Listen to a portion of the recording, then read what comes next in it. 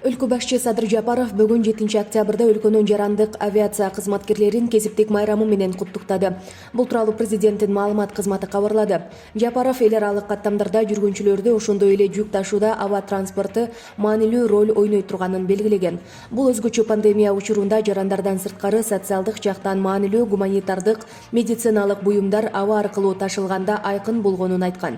Биз өлкөбүздүн географиялык жайгашуусун туура колдонушубуз зарыл. Авиациялык кызмат көрсөтүүлөр дүйнөдө ыкчам өнүгүп жатканын эске алып, эл аралык аэропорттордун жүк өткөрүү мүмкүнчүлүктөрүн жогорулатуу максатында ар түрдүү унаа ээлери менен кызматташкан аба түйүндөрүн тез арада түзүү кажет. Ошону менен бирге Кыргызстанда чакан авиацияны өнүктүрүүгө көңүл буруу зарыл. Бул калктын жана экономиканын авиациялык кызмат көрсөтүүлөргө болгон муктаждыгын канааттандырууга толук мүмкүндүк берет деген өлкө башчы.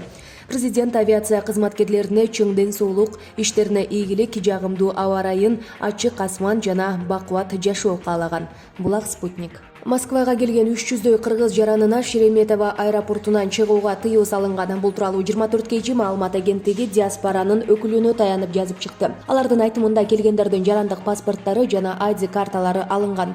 Чегарачылар эч нерсе түшүндүрбөй эле биздин паспорттарды чогултуп алышты. Кээде гана сыртка чыгып бирден сурак алышууда. Бир нече киши бошотулду. Бул жерде 6-октябрда күндүзү, 7-октябрда түнкүсүн Ош жана Бишкек каттамдары менен келгендер отурушат. Балдар бар, баары ачка. Биз тамак аш сатып алуу үчүн сыртка чыга албай жатабыз дешет алар. Булак Сокол медиа. Социалдык тармактарда бийликти басып алуу тууралуу жазылган аудио жазуу жасалма болуп чыкты. Бул тууралуу адвокат Чынара Жакупбекова билдирди.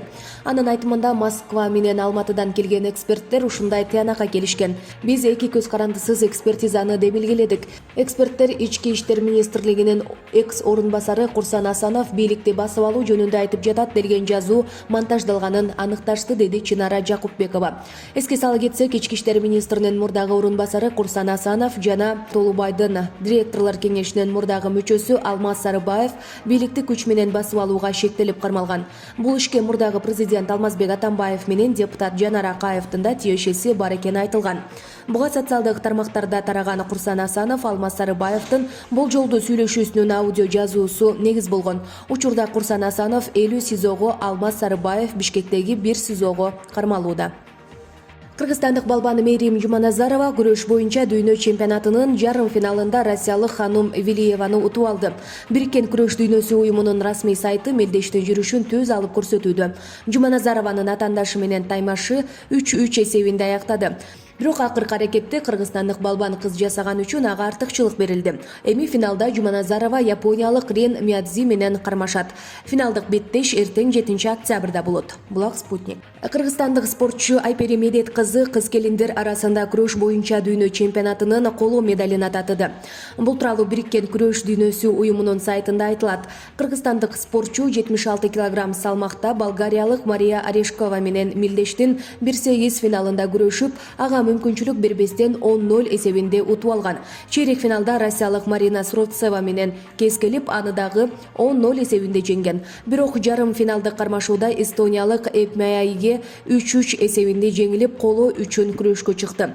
3-чү орунга болгон таймашууда Айпери Медет кызы украиналык Анастасия Шустованы 12-1 эсебинде артта калтырып, коло байгени камсыздады. Кыргызстандын атынан жалпы 15 балбан аттанган.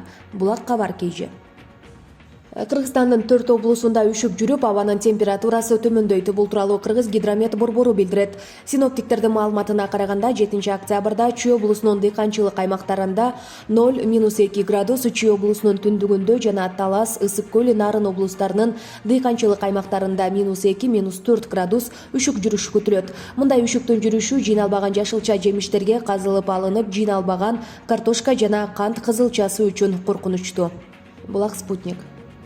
Күрөш боюнча Россиянын улуттук курама командасынын машыктыруучулар штабы 68 кг салмакта орусиялык спортчу Ханум Валиева менен Кыргызстандын балбаны Мерим Жуманазарованын ортосундагы дүйнөлүк чемпионаттын жарым финалдык беттешиндеги калыстарга каршы нааразычылык билдирүүгө даярданышууда. Бул тууралуу ТАССка Россиянын күрөш федерациясынын президенти Михаил Мамиашвили билдирди. Шаршембиде Валиева жарым финалдык беттеште кыргызстандык спортчуга утулуп калып, 7-октябрда америкалык Тамира Сток Менса менен менен коло медаль үчүн күрөшөт. Биз протез жазабыз, акылсыздык менен чектелген одоно ката кетти. Таблодогу көрсөтмө боюнча Валиева финалга чыгышы керек болчу. Кандайдыр бир иш менен акыл эстүү жана жоопкерчиликтүү адамдар алектениши керек экендигине дагы бир жолу көңүл бурууга негиз бар, деди Мамиашвили. Валиева 22 жашта, ал 2020 жылдагы Европа чемпиону. Ошондой эле 2021 жылы Европа чемпионатында күмүш медальга ээ, Токиодогу олимпиадалык турнирдин чейрек финалында четтеп калган. Ал эми Жуманазарова коло медальга ээ болгон. Күрөш боюнча дүйнө чемпионаты 10 октябрда жыйынтыкталат. Булак Компресс.